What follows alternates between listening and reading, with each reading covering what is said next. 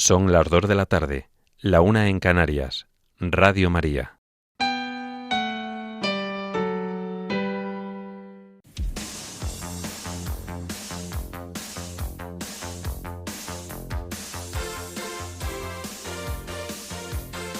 Servicios informativos de Radio María.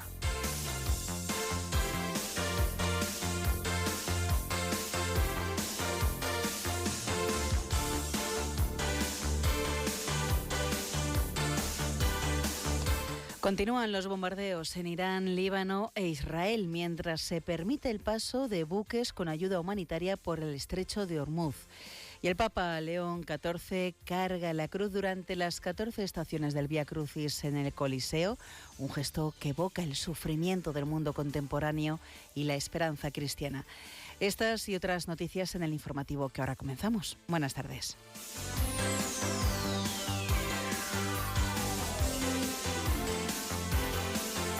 El Papa León XIV conversa por teléfono con el presidente de Israel y con el de Ucrania. Pide reabrir todos los canales de diálogo y urge a la ayuda humanitaria. Nigeria adelanta la celebración de las vigilias pascuales por amenaza terrorista. San Sebastián vive su primera procesión este Viernes Santo después de 60 años. El Parque del Retiro de Madrid acogió ayer el tradicional Vía Crucis organizado por el movimiento Comunión y Liberación. El presidente de Estados Unidos abre una nueva crisis en la OTAN y amaga con una salida que sería el fin de la organización. 5 países europeos, entre ellos España, piden a la Unión Europea un nuevo impuesto a las empresas energéticas. En España, la Dirección General de Tráfico pide extremar la prudencia ante el regreso de Semana Santa y prevé un aumento del tráfico hasta el lunes. La familia real participa de la fe y devoción de las procesiones en esta Semana Santa. Y en deportes, Clara Pinedo es la principal novedad de la selección española femenina de fútbol para los 2 próximos duelos contra Inglaterra y Ucrania.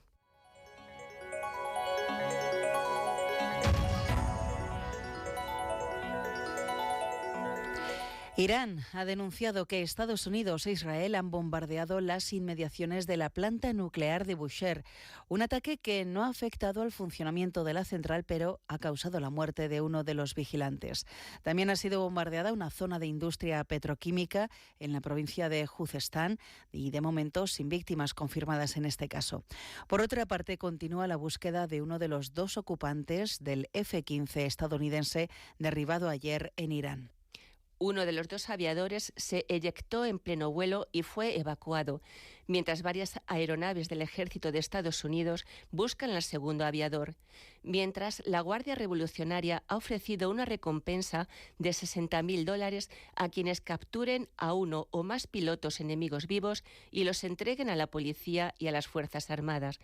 La Casa Blanca ha dicho que Donald Trump había sido informado de la pérdida de un aparato en el suroeste de Irán y posteriormente el presidente estadounidense aseguró en una entrevista con NBC que esto no cambia absolutamente nada respecto a la posibilidad de negociaciones con Teherán. Precisamente Irán asegura haber rechazado una propuesta para un alto el fuego de 2 días que le ha presentado Estados Unidos a través de un país amigo. Esta información llega tras el intercambio de informaciones contradictorias entre las autoridades de Teherán y Washington sobre la existencia de conversaciones para poner fin al conflicto iniciado el pasado 28 de febrero. Mientras todo esto sucede, las autoridades de Irán han comenzado a emitir autorizaciones de paso por el estrecho de Ormuz para buques que transportan ayuda humanitaria y bienes de primera necesidad hacia puertos iraníes o puertos del mar de Omán. El mensaje viene acompañado de un documento oficial del Ministerio de Agricultura iraní que menciona especialmente bienes de primera necesidad e insumos para el ganado. En contrapartida, las autoridades iraníes han asegurado que el estrecho de Ormuz jamás volverá a ser un paso de libre navegación, porque su estatus ha cambiado definitivamente con el comienzo de la ofensiva desencadenada por Estados Unidos e Israel. También les contamos que Irán, Hezbolá en el Líbano y los hutíes en Yemen intensifican los 3 bombardeos sobre Israel. Esto provoca que los israelíes tengan que acudir a menudo a los refugios. Los servicios de emergencia israelíes han constatado importantes daños materiales en una ola de ataques de misiles iraníes en la periferia de Tel Aviv, concretamente en las localidades de Ney Brak y Ramat Gan, sin que por ahora haya constancia de víctimas. Hezbolá, grupo chií proiraní, firma la mayoría de los ataques con el constante lanzamiento de proyectiles y drones contra el norte de Israel. La Fuerza Aérea Israelí, por su parte, sigue alternando sus ataques contra Hezbolá en Líbano y contra el régimen iraní, especialmente en Teherán y alrededores.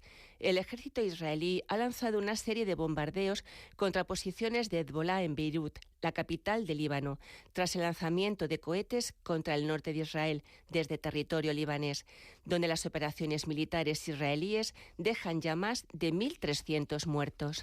En medio de estos ataques, la primera ministra italiana, Giorgia Meloni, ha llegado a Doha en la segunda parada de su gira no anunciada por el Golfo Pérsico.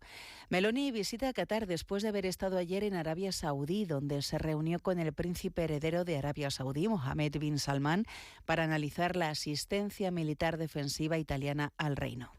Tras la visita en Doha, se espera que la primera ministra italiana visite Emiratos Árabes Unidos, EAU, el país más azotado por los ataques iraníes.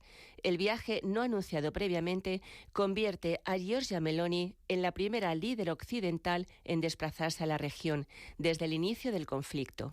Por su parte, en el marco de este conflicto, el director general de la Organización Mundial de la Salud, Tedros Adhanom, ha pedido apoyo urgente para los sistemas de salud de varios países sacudidos por esta inestabilidad en Oriente Próximo.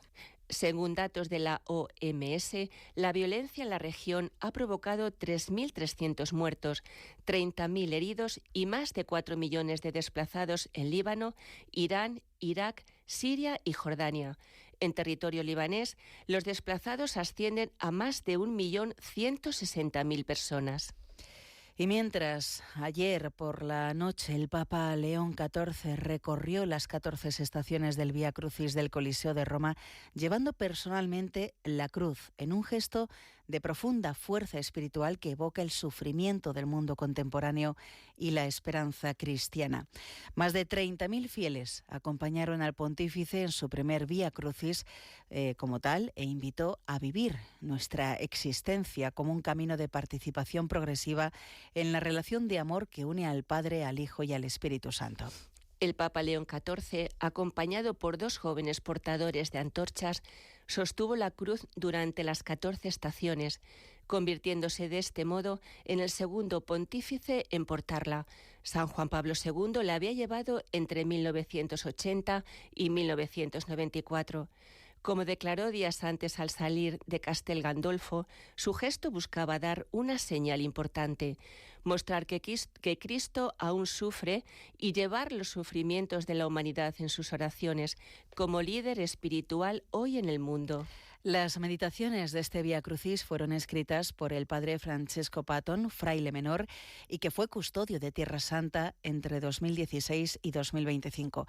Entre los temas abordados estaban la guerra, el poder y la economía, junto con la pobreza, la realidad de los presos, las víctimas de abusos, el dolor de las madres que han perdido a sus hijos y la tragedia de la trata de mujeres. En la 10ª estación del Vía Crucis, por ejemplo, la meditación era una denuncia contra todos aquellos que humillan y despojan al ser humano de su dignidad. Las reflexiones ofrecieron una mirada lúcida sobre las dinámicas de poder y la fragilidad humana, recordando que el camino de la cruz revela tanto nuestra debilidad como la fuerza transformadora del amor que se entrega.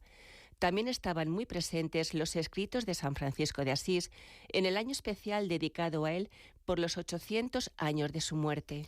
Por otro lado, esta noche a las 9, las 8 en Canarias, tendrá lugar la Vigilia Pascual desde la Basílica de San Pedro, una oración que van a poder seguir en directo en Radio María. Y mañana, domingo de Pascua, el Santo Padre presidirá la Santa Misa en la Plaza de San Pedro a las 10:15 de la mañana. Más tarde, a las 12 del mediodía, de nuevo podrán seguir por las ondas de esta radio el mensaje de Pascua y la bendición Urbi et Orbi que impartirá el Santo Padre desde el balcón central de la Basílica de San Pedro.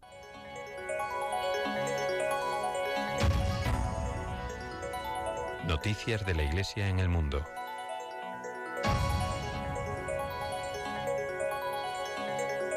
Con motivo de las fiestas de Pascua, el Papa León XIV mantuvo ayer una conversación telefónica con el jefe de Estado de Israel, Isaac Herzog, durante la que se reiteró la necesidad de reabrir el diálogo diplomático con miras a una paz justa y duradera en todo el Medio Oriente. Al mismo tiempo, se destacó la importancia de proteger a los civiles y promover el respeto del derecho internacional y humanitario. El Santo Padre también mantuvo una conversación telefónica con el presidente de Ucrania, Volodymyr Zelensky. Ambos expresaron su esperanza de una paz justa y duradera y apoyaron toda iniciativa, especialmente la relativa a la liberación de prisioneros. El pontífice quiso expresar su cercanía al sufrimiento de una población marcada por 4 años de guerra y reiteró la urgencia de garantizar la ayuda necesaria a la población afectada por el conflicto. Nos trasladamos a Nigeria, donde por motivos de seguridad muchas diócesis celebrarán la vigilia pascual a primera hora de la tarde en lugar de hacerlo por la noche. En la diócesis de Ondo, Monseñor Jude Ayodeji Arogundade ha dispuesto que todas las parroquias comiencen la vigilia puntualmente a las 5 de esta tarde. El comunicado diocesano explica que la decisión responde a la inseguridad que invade el país y el Estado, invitando al clero, religiosos y fieles a reforzar las medidas de seguridad y a rezar por la paz. Las autoridades eclesiásticas piden permanecer firmes en la fe de la resurrección mientras se vigila ante posibles ataques yihadistas. El temor se acentúa tras el asesinato de al menos 27 personas el domingo de Ramos en Anguan, Rukuba, en el estado de Plateau. El presidente de la Conferencia de Iglesias Cristianas de Nigeria, Daniel Oko, ha expresado duelo y alarma exigiendo a las instituciones de seguridad anticipar amenazas, no solo reaccionar. En Estados Unidos, la Archidiócesis de Los Ángeles vivirá esta Pascua un hecho histórico. 8.598 personas se incorporarán a la Iglesia Católica durante la celebración de la Vigilia Pascual. Esta cifra marca un récord absoluto, después de los 3.596 que hubo en 2024 y los 5.587 el año pasado. El fenómeno refleja un crecimiento sostenido de la comunidad católica en la región bajo la guía del obispo, Monseñor José Horacio Gómez. Las causas de este aumento no son del todo claras, pero algunas personas lo atribuyen a un renacimiento espiritual tras la pandemia del COVID-19, otros al impulso del avivamiento eucarístico nacional y muchos lo interpretan como una respuesta a la desorientación del mundo actual. Más allá de las cifras, las experiencias personales muestran un profundo proceso de búsqueda interior y redescubrimiento de la fe. En Italia, un grupo de estudiantes de la Universidad Europea de Roma participa hasta mañana en la misión de Semana Santa organizada por Juventud Misionaria, el apostolado juvenil del movimiento Regnum Christi. La iniciativa, enmarcada en las actividades de responsabilidad social del Centro de Formación Integral de la Universidad, busca ofrecer a los jóvenes una experiencia de crecimiento humano y cristiano a través del servicio, la escucha y el encuentro con las personas más vulnerables. Los estudiantes se desplazarán a la región de las Marcas, acompañados por los capellanes universitarios o junto con otros sacerdotes, seminaristas de los Legionarios de Cristo y consagradas del Regnum Christi. El programa incluye visitas a familias, ancianos y enfermos, apoyo a las parroquias y actividades educativas y recreativas dirigidas a niños y jóvenes, favoreciendo así el diálogo y la fraternidad. La misión responde al llamamiento del Papa León XIV con ocasión de la 100ª Jornada Mundial de las Misiones, transformar la espiritualidad de comunión en gestos concretos de amor y servicio.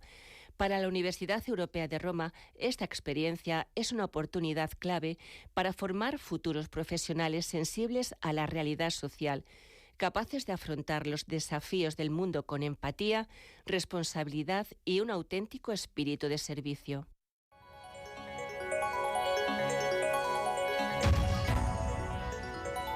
Noticias de la Iglesia en España.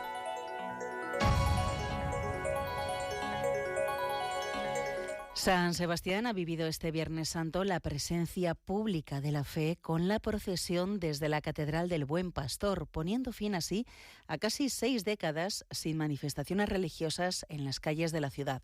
La celebración, impulsada por un grupo de fieles, marca un hecho significativo en un contexto de fuerte secularización. La procesión dio comienzo a las 8:30 de la tarde, tras los oficios litúrgicos, en un ambiente de recogimiento. El itinerario atravesó las principales calles del centro: Plaza Buen Pastor, Urdaneta, Hondarribia, San Martín, Guetaria, Avenida de la Libertad, Churruca y Plaza Guipúzcoa, donde tuvo lugar una estación oracional antes del regreso a la catedral. A lo largo del recorrido, los asistentes mantuvieron una actitud de respeto, muchos de ellos portando cirios en señal de participación. El movimiento eclesial Comunión y Liberación celebró ayer su ya tradicional Vía Crucis de Viernes Santo en el Parque del Retiro de Madrid, una jornada que comenzó con una meditación en la iglesia de San Jerónimo el Real y continuó con un recorrido por varios puntos del parque, con paradas en el monumento a Jacinto Benavente, la Fuente del Ángel Caído y la estatua de Cecilio Rodríguez, finalizando en la explanada de la Montaña Artificial. El Vía Crucis forma parte de la propuesta educativa de Comunión y Liberación desde 1977, impulsada por su fundador, el sacerdote italiano Luigi Giussani, durante el Triduo Pascual. Esta tradición se celebra actualmente en ciudades de todo el mundo y en España también tendrá lugar en lugares emblemáticos como el Parque Güell de Barcelona y en Santa Cruz de Tenerife. Según recordaba Giussani, esta conmemoración invita a revivir la historia de la salvación desde lo humano. La salvación viene de un hombre, de un lugar humano, de una carne. Y en plena Semana Santa, cuando los cristianos de todo el mundo conmemoramos la pasión, muerte y resurrección de Cristo, el pequeño municipio madrileño de Ambite se prepara para mostrar uno de sus mayores tesoros, un fragmento del Lignum Crucis. Este fragmento del Lignum Crucis, la cruz de Cristo, se venera desde hace siglos en Ambite, un pequeño municipio perteneciente a la diócesis de Alcalá de Henares.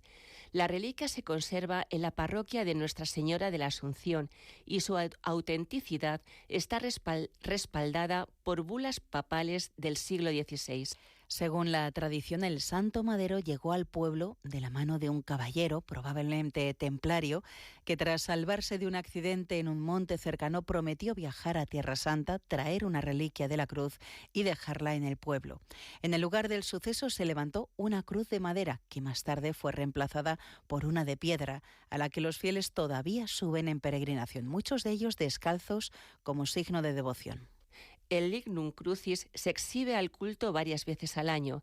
El 3 de mayo durante las fiestas patronales, en la exaltación de la Santa Cruz y una vez al mes tras la misa dominical. La Hermandad de la Santísima Cruz, continuadora de la antigua Hermandad de la Veracruz, mantiene viva esta tradición que estructura la vida religiosa y social del municipio. El sacerdote Rafael Gálvez, administrador parroquial desde 2022, afirma que tener tan cerca la reliquia es un motivo de alegría y de responsabilidad al recordar la presencia de Cristo en ella. En mayo de 2026, la parroquia organizará una exposición con documentos, fotografías y las bulas papales históricas que certifican la autenticidad de esta reliquia, cuya promesa templaria sigue viva en el corazón de Ambite.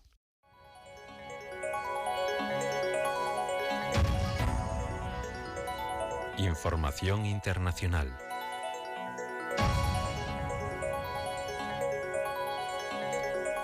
El presidente de Estados Unidos, Donald Trump, ha vuelto a sacudir los cimientos de la OTAN con renovados ataques a sus aliados por la falta de implicación en la guerra en Irán, en particular para garantizar la libre navegación por el estrecho de Hormuz, lo que le ha llevado a Washington a afirmar que contempla la retirada del bloque militar. Una declaración que simplemente con ser formulada ya supone un duro golpe a los fundamentos de la organización basada en la disuasión militar.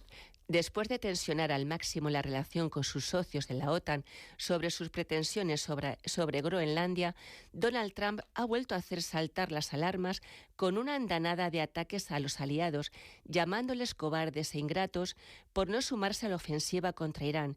Un acoso que ha culminado con palabras mayores como son la salida de la organización que Estados Unidos fundó en 1949 para poner en pie un bloque militar ante la Unión Soviética.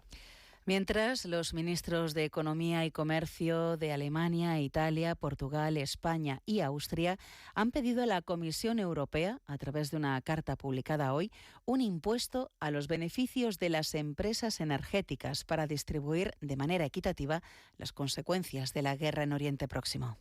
Los ministros de Economía de España, Alemania, Italia, Portugal y Austria aseguran que esta solución europea permitiría financiar ayudas temporales, especialmente para los consumidores, y frenar el aumento de la inflación sin imponer cargas adicionales a los presupuestos públicos. Asimismo, mandaría un mensaje claro que quienes se beneficien de la guerra deben aportar para aliviar la carga que recae sobre la población en general. Nos vamos hasta Perú, donde sus ciudadanos encaran un nuevo proceso electoral con las elecciones presidenciales y legislativas del próximo 12 de abril, marcadas por una década de inestabilidad política, con 8 presidentes, incluyendo el actual, y con un grupo de candidatos de todo tipo, con historiales de denuncias, condenas e irregularidades que apuntalan una crisis institucional convertida ya en modelo de gobernanza. Estas elecciones apuntan a ser históricas, no solo por un aumento de hasta el 8% del censo electoral con respecto a 2021, más de 27,2 millones de votantes, sino también porque podrán elegir entre una cifra récord de candidatos presidenciales hasta 35, lo que vaticina una fragmentación del voto sin precedentes. Los principales favoritos apenas superan, en el mejor de los casos, el 14%, lo que hace más que probable la segunda vuelta del 7 de junio. Los candidatos conservadores Rafael López Aliaga y Keiko Fujimori llevan semanas oscilando entre esas cifras en unas encuestas dominadas por los indecisos que superan el 30%. En Cuba, el gobierno ha ordenado la liberación de un grupo de presos, calificándola como un gesto humanitario y soberano. Entre los beneficiarios se encuentran quienes han cumplido, según dicen, una parte significativa de sus condenas y han demostrado buena conducta en prisión. El gobierno cubano ha anunciado el indulto de 2.010 presos antes de la Pascua, tras haber liberado a 14 prisioneros hace menos de un mes. Si bien no se proporcionó la lista de presos indultados ni los motivos de su detención, entre ellos se incluyen jóvenes, mujeres, personas mayores de 60 años, así como extranjeros y ciudadanos cubanos residentes en el extranjero. El gobierno de Cuba, presionado por Washington, ha recalcado que el indulto anunciado sería el quinto concedido desde 2011. Y un reciente estudio científico elaborado por el catedrático Gianni Barcaccia, experto en genética y genómica de la Universidad de Padua, en Italia, junto a un equipo de investigadores, ha identificado indicios que sitúan el origen o paso de la sábana santa de Turín en Oriente Próximo.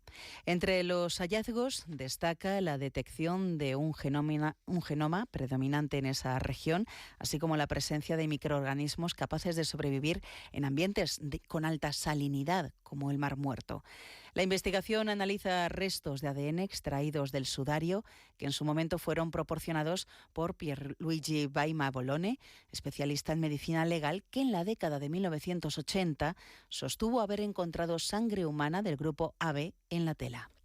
Este equipo ya había publicado en 2015 un análisis en el que detectaban ADN perteneciente a personas que habían estado en contacto con la reliquia. Más de la mitad procedía de Oriente Próximo, cerca de un 40% de la India y una pequeña proporción de Europa. La presencia de material genético indio podría explicarse por antiguas rutas comerciales o por el uso de tejidos procedentes de esa región en contextos religiosos del antiguo Jerusalén. El estudio también confirma la presencia del haplogrupo H33, común en Oriente Próximo y frecuente entre poblaciones como la drusa, que comparte vínculos genéticos con judíos y chipriotas, además de haberse mezclado históricamente con otros pueblos de la región levantina. En conjunto, estos resultados refuerzan la hipótesis de que la sábana santa estuvo en Oriente Próximo y en un entorno con alta salinidad, aportando nuevos elementos al debate científico sobre su origen y autenticidad. Y les contamos que el escritor italiano Vittorio Messori ha fallecido este Viernes Santo, este 3 de abril, en torno a las 9 de la noche. Ha sido a los 84 años de edad y a consecuencia de un paro cardíaco.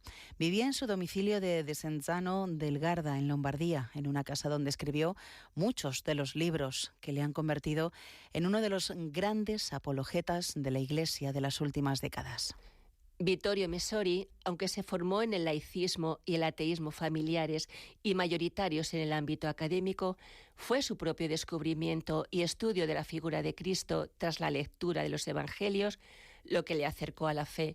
Fue sobre todo su informe sobre la fe de 1984, una entrevista con el entonces prefecto de la Congregación para la Doctrina de la Fe, el cardenal Joseph Ratzinger, el que le situó como una de las figuras más influyentes del catolicismo contemporáneo, con más de 24 millones de ejemplares vendidos en todos los idiomas, a los que fue traducido en todo el mundo. Descanse en paz.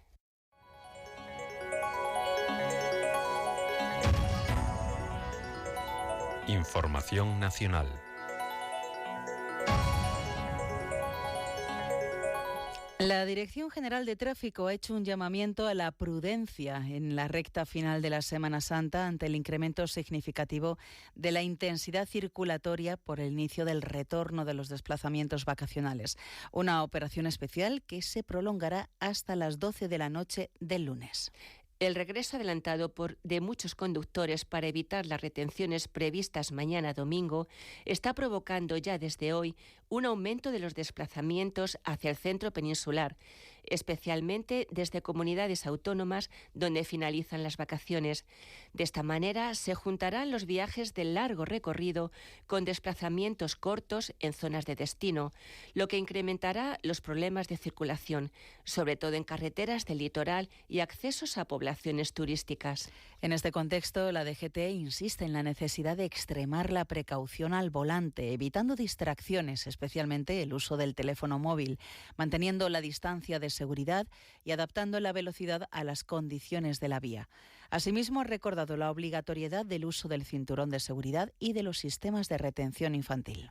Hasta la finalización de la operación especial, Tráfico mantendrá un amplio dispositivo de regulación, ordenación y vigilancia que incluye la habilitación de carriles adicionales, la paralización de obras en carretera, restricciones a vehículos pesados y el establecimiento de itinerarios alternativos. Por otro lado, la Dirección General de Tráfico ha atendido casi 1,9 millones de ciudadanos de forma presencial en 2025 y ha realizado cerca de 1,5 millones de trámites en su sede electrónica.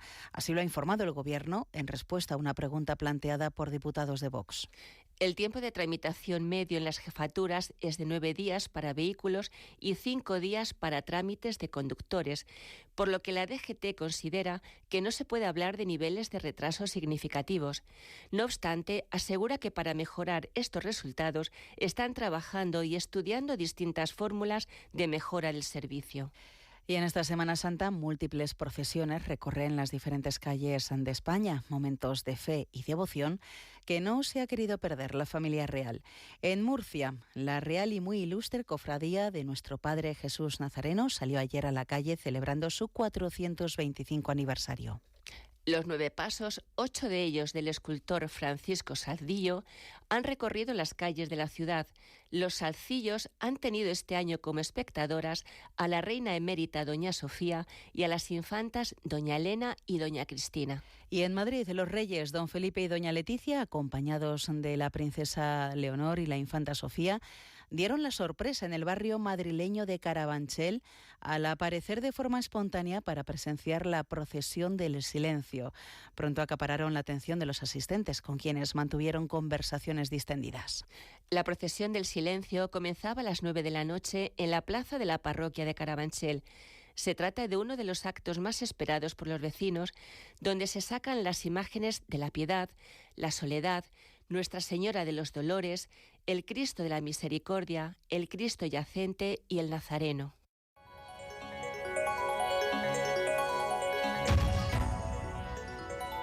Información deportiva. Comenzamos hoy con fútbol femenino. La centrocampista del Athletic Club, Clara Pinedo, es la principal novedad de la convocatoria de España para los partidos de clasificación del Mundial de Brasil 2027 ante Inglaterra y Ucrania. La técnico del combinado nacional, Sonia Bermúdez, recupera además a Cata Coll, Mapi León, Irene Paredes y Esther González. Nuestro país se medirá el martes 14 de abril en Wembley a Inglaterra y el sábado 18 a Ucrania en el nuevo Arcángel de Córdoba.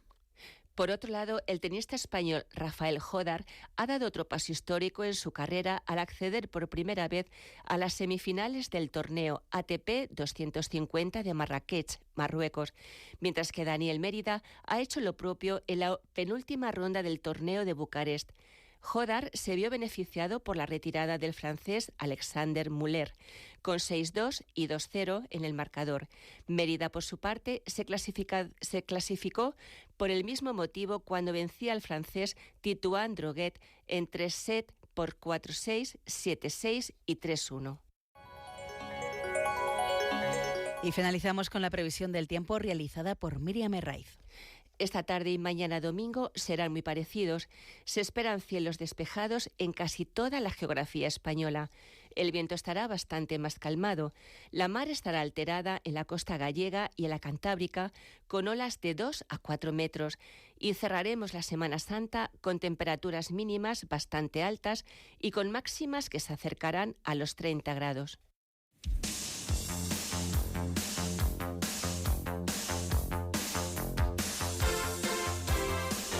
Es todo por ahora. Los hemos acompañado en la redacción Cristina Abad y Rocío García y se lo hemos contado Mercedes Monzón y Yolanda Gómez.